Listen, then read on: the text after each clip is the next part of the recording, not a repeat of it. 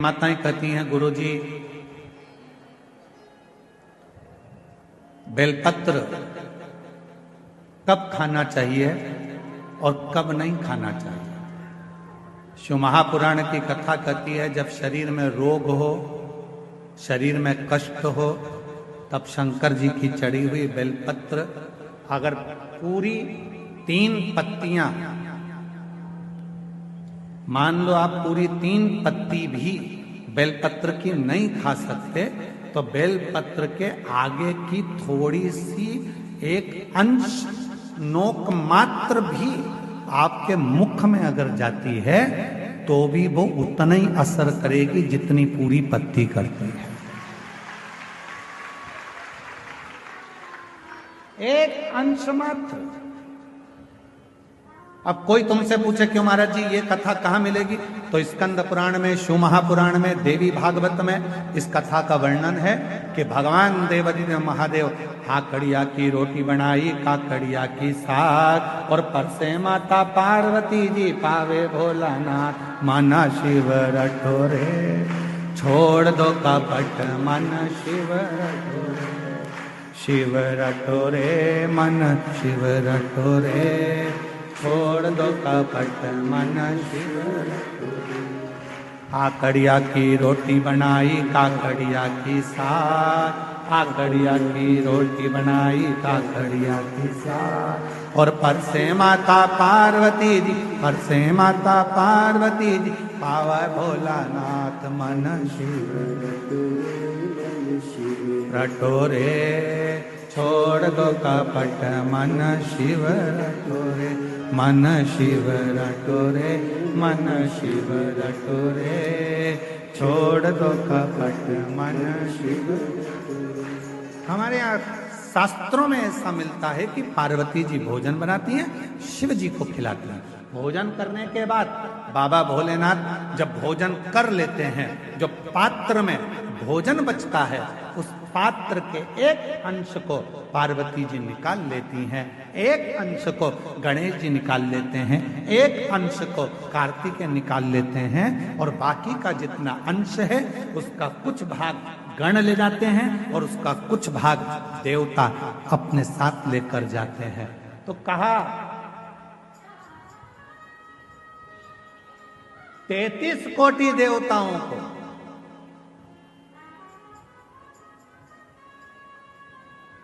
भोजन की थाली का कितना भाग मिलता था, जरा ध्यान से सुनना प्रयागराज वाले। जितनी मेरी जीजियां बैठी हैं, जीजा बैठे हैं, मेरी बेटियां बैठी हैं, बेटा बैठे हैं, जितने मेरे बुजुर्ग माँ बाप बैठे हैं, सब सावधानी से सुनना, और जितने आस्था चैनल पर, फेसबुक, यूट्यूब पर, जितना सोशल मीडिया पर सुन रहे हो, सब सावधानी से सुनना कि शिवजी की थाली में से जो भोजन बचता था वो 33 कोटि देवता, अब ध्यान देना, गणेश जी का हिस्सा निकल गया, पार्वती जी का निकल गया, कार्तिकेय जी का निकल गया, योगिनियों का निकल गया, गणों का निकल गया, उसके बाद में देवताओं का हिस्सा। आखिर वो देवताओं के हिस्से में से 33 कोटि देवताओं को उस भोजन में से मिलता कितना, कितना भोजन मिलता होगा, वो प्रश्न है। तो कहा प्रसाद का मतलब क्या है, जो शंकर जी की थाली में से भोजन जाता था, भगवान नारायण के लिए लक्ष्मी जी लेकर जा रही हैं, और वैकुंठ जाते जाते जितने देवता उस प्रसाद का दर्शन करते थे, वो प्रसाद उतना उतना उन देवताओं की दृष्टि में समाहित होकर उनके हृदय में उतरता जाता था। भोजन का कण मात्र का दर्शन भी सुख दे जाता, कण मात्र का दर्शन भी सुख दे रहा।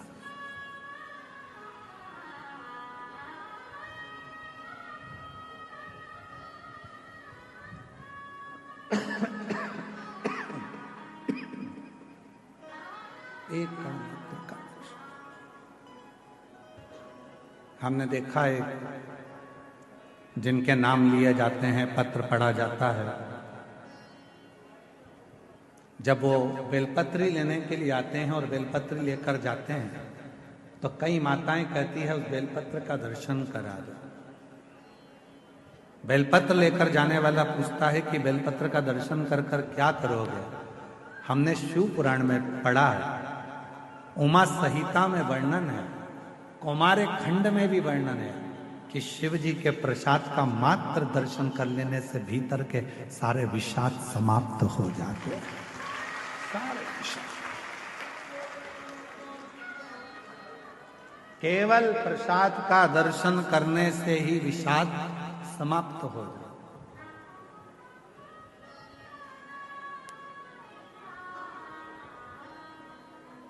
आप लोग रोज रोज अगर बेलपत्री खाओगे, भाई स्वास्थ्य खराब है तब थोड़ा सा अंश ले लो, रोज रोज खाओगे तो मुख में छार छार सा हो, कई बार स्वाद नहीं आता फिर भोजन, कई बार जिह्वा छारी छारी सी हो जाती। रोज क्यों खाना? रोज बेलपत्र अगर उठाकर ला भी रहे हो, उसमें से एक अंश मात्र, कण का मात्र बेलपत्र को अपने मुख में ले लो, बहुत। बाकी की बेलपत्र का क्या करें गुरुजी? लाओ, सुखाओ, इकट्ठी हो जाए, चूरा बनाओ, चूरा बना के महीन पीस कर उसको रख लो, उसको रख लो। कभी कोई बहुत ज्यादा कोई तकलीफ में व्यक्ति मिले, उसको चुटकी मात्र की वो बेलपत्र का चूरा जो शिव पर चढ़ी हुई बेलपत्र है उसका दे। महाराज जी, बाबा जी, अभी एक गौ माता को बीच में एक रोग हो गया, गाय के पूरे शरीर पर महाराज जी ऐसे गांठ गांठ जैसे फुंसियां पड़ने लगी, वो स्मरण में हमें आ नहीं रहा है? हाँ, लंपी बीमारी वो पूरे में। सूचना मिली ऐसा ऐसा हो गया, क्या करें? हमने कहा अपने धाम पर जितनी भी बेलपत्र आती है उसको सुखाया जाए, सुखा कर पीसा जाए, पीस कर रोटी में मिलाया जाए और रोटी बनाकर गाय को खिलाई जाए। थोड़ी थोड़ी बेलपत्र की मात्रा, एक एक डेढ़ डेढ़ बेलपत्र की मात्रा की रोटी बनाई। डाला कितना? केवल एक बेलपत्र का आधा अंश उस रोटी में डाल डालकर जब गाय को दिया तो वो लंपी की जो बीमारी थी वो धीरे धीरे धीरे धीरे समाप्त हो गई।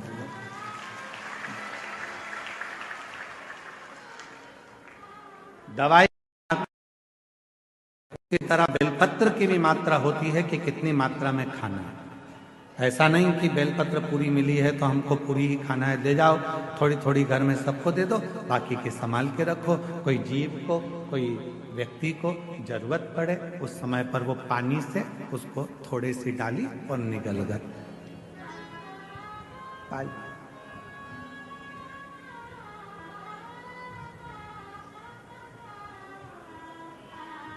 कुछ मात्रा, और बीमारी हो तब जरूर उसकी बेलपत्र का थोड़ा सा भाग शिव पे चढ़ा हुआ अवश्य। पर यदि आप स्वस्थ हैं, शिव की कृपा है, तो भले ना पाए, एक लोटा जल चढ़ाएं, जल का थोड़ा सा भाग अपने मुख में आचमन जरूर करें, उससे फल। कई लोग कहते हैं गुरुजी हम जब भगवान शंकर का मंत्र जाप करते हैं, शिव नाम लेते हैं, शिव जी का स्मरण करते हैं, शिव नाम का स्मरण करते हैं, भगवान शंकर की विरल भक्ति को धारण करते हैं या शिव नाम को हम ग्रहण करते हैं, तो हम जब भगवान शंकर के मंत्र को या शिव के नाम को जब हम जपते हैं, शिव नाम को जब हम लेते हैं, तो क्या वो देवाधिदेव महादेव तक हमारा लिया गया नाम पहुंच जाता है?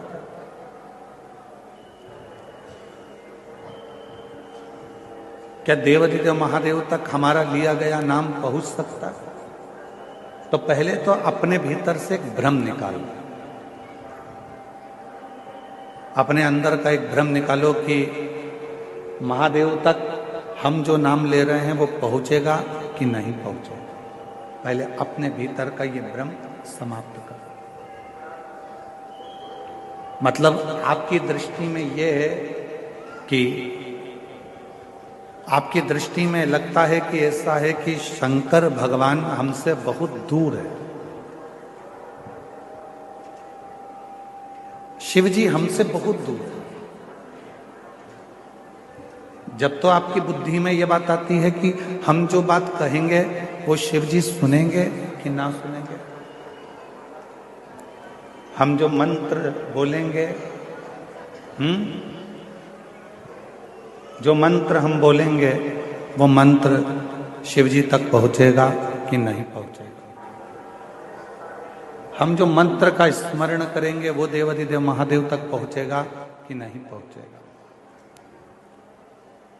आपके भीतर यदि ये विचार चलता है तो मतलब आप ये विचार कर रहे हैं कि शंकर जी हमसे बहुत दूर है। पर शिव महापुराण की कथा कहती है, भगवान देवाधिदेव महादेव का चरित्र कहता है, जिस समय पर आप भगवान देवाधिदेव महादेव का स्मरण करते हो, उनको याद करते हो, उनका स्मरण करते हो, उस समय पर आपको लगता है कि शिव बहुत दूर हैं, तो उन तक हमारी आवाज पहुंचेगी कि नहीं पहुंचेगी। पर शिव कथा कहती है आपके मुख से जैसे ही भगवान शंकर को याद किया जाता है, शिव का नाम लिया जाता है, शिव का स्मरण किया जाता है, उस समय पर भगवान देवाधिदेव महादेव आपके नजदीक में खड़े होकर उस उच्चारण को श्रवण करते हैं। भगवान शंकर उस उच्चारण को श्रवण कर रहे होते हैं, भगवान शिव उस उच्चारणों को श्रवण करते हैं।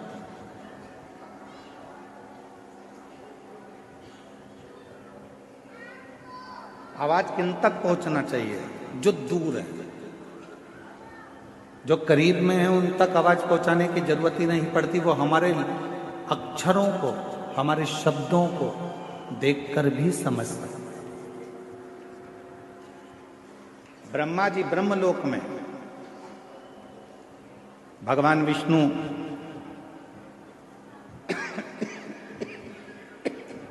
वैकुंठ लोक में, इंद्र लोक में, पर मेरा देवाधिदेव महादेव, मेरे भगवान शंकर, मेरे ओघड़दानी, मेरे शिव इसी मृत्यु लोक में। अब ब्रह्मा जी को यदि आपको कुछ कहना है तो भले तुमको तेज बोलना पड़ सकता है, भगवान विष्णु जी को अगर कुछ कहना है तो हो सकता है कि आपको तेज बोलना पड़ सकता है। पर यदि आपको भगवान शंकर से कुछ कहना है तो आपको तेज बोलने की जरूरत ही नहीं पड़ती, वो आपके पास में कंकर शंकर के रूप में विराजमान होकर उस बात को श्रवण करते हैं। बिल्कुल नजदीक में पहुंचकर, नजदीक में बैठकर उस कथा को श्रवण करते हैं, उस बात को श्रवण करते हैं। आपके नजदीक में खड़े होते हैं, नजदीक में बैठते हैं और वो कथा को सुनते हैं।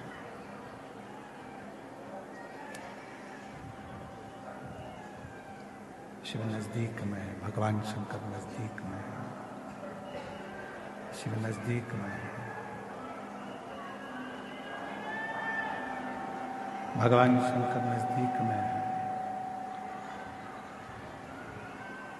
शिव की कथा कर रही है, भगवान शंकर का चरित्र कह रहा है, शिव महापुराण की कथा कर रही है।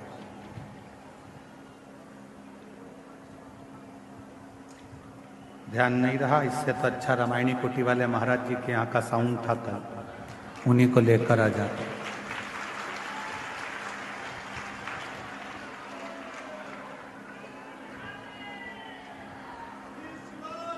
शिव को, भगवान शंकर को, देवाधिदेव महादेव को बहुत दूर ढूंढने की जरूरत नहीं। ये कल भी कथा में कहा था, आज भी कथा में कह रहा हूं, अभी भी कथा में कह रहा, बहुत जाने की जरूरत नहीं पड़ती। शंकर को ढूंढने के लिए बहुत दूर, शिव को ढूंढने के लिए बहुत दूर जाने के लिए जरूरत नहीं पड़ा। शिव हमारी श्वासों में, शिव हमारी रोमावली में, शिव हमारी धड़कनों में, शिव हमारे रोमों में समाहित है।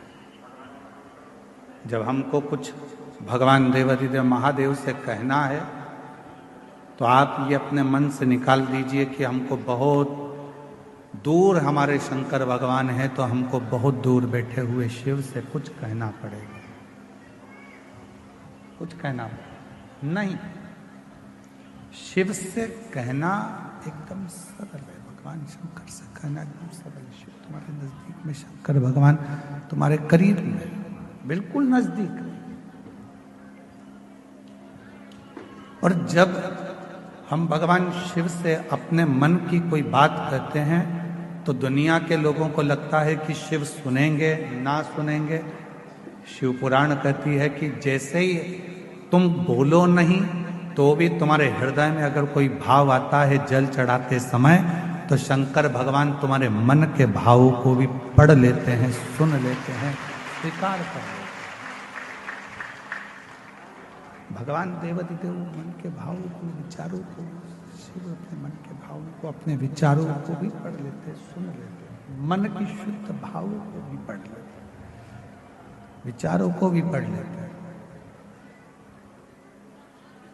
शिव महापुराण की कथा कहती है, भगवान शंकर का चरित्र कहता है, यदि एक बेलपत्र आपके हाथ में रखा हुआ है और आप श्री शिवाय नमस्तुभ्यम का जप कर रहे हो, आप नमः शिवाय का जप कर रहे हो, इंटर नहीं आ रहा है, आप पंचाक्षर मंत्र का जप कर रहे हो, आवाज बाहर बाहर की खुल रही है, अंदर की नहीं खुल रही, पंचाक्षर मंत्र का जप कर रहे हो, आप षडाक्षर मंत्र का जप कर रहे हो, आप राम नाम कृष्ण नाम का जप कर रहे हो, आप शिव नाम का जप कर रहे हो, तो यदि आपके हाथ में बेलपत्र है, आपके हाथ में अगर बेलपत्र है और यदि आपने एक मंत्र केवल एक ही बार बोला है तो भी वो मंत्र 1008 बार गिना जाता है, बेलपत्र को हाथ में पकड़कर मंत्र का जप।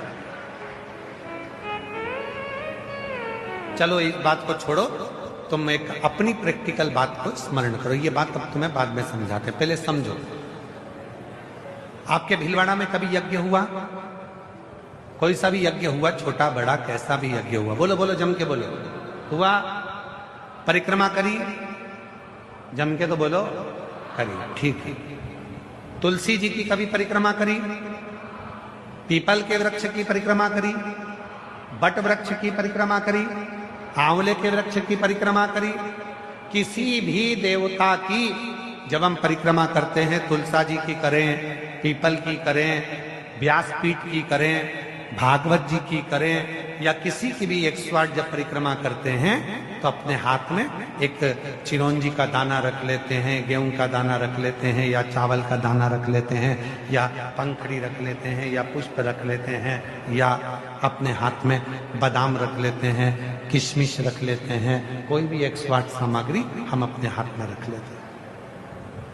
कभी किसी से पूछा तुमने कि परिक्रमा करते समय ये 108 सामग्री जो हम चढ़ाते हैं अपने हाथ में लेकर घूमते हैं और घूमने के बाद वहां थाली में चढ़ा देते हैं, इसका फल क्या है?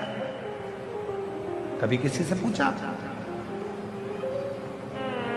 तुलसी जी की परिक्रमा कर रहे हैं और तुलसी जी की परिक्रमा करने में हम हाथ में दाना पकड़े हैं, परिक्रमा कर कर और उस दाने को वहां चढ़ा दिए, उसका फल क्या है? व्याघ्रपाद ऋषि की कथा कर रही है, व्याघ्रपाद ऋषि की कथा कर रही है। जब भगवान का कोई तप करा जाता है या भगवान की कोई परिक्रमा करी जाती है, अपने हाथ में अगर कोई सामग्री, कोई तुलसी का दल, कोई माला, कोई बेलपत्र जब हम पकड़कर उस तप को करते हैं, मंत्र को जपते हैं या परिक्रमा करते हैं, तो एक परिक्रमा भी यदि हमने बेलपत्री को पकड़कर एक यज्ञ की परिक्रमा करी तो वो 1008 परिक्रमा के बराबर हो जाती है।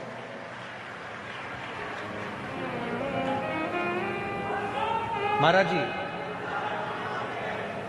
विष्णु पुराण में वर्णन लिखा हुआ है और स्कंद पुराण में लिखा है, 1.25 मन सोने के सिंहासन में शालिग्राम भगवान को रखकर, 1.25 मन सोने का छत्र लगाकर, 1.25 मन सोने के चमड़ चढ़ाकर किसी ब्राह्मण को दान करते हैं, उतना पुण्य एक बेलपत्र किसी को देने से प्राप्त हो जाता है। महाराज सवामन सोने के सिंहासन पर सवामन सोने का छत्र लगाकर सवामन सोने के चवण रखकर शालिग्राम भगवान को रखकर दान करने का जो पुण्य है, शिव पुराण कहती है, विष्णु पुराण कहती है, स्कंद पुराण कहती है, कूर्म पुराण कहती है, वराह पुराण कहती है, अग्नि पुराण कहती है, ब्रह्म वैवर्त पुराण कहती है कि एक बेलपत्र दान करने पर वही पुण्य फल प्राप्त हो जाता है जो सवामन सोना देने से। एक बेलपत्र।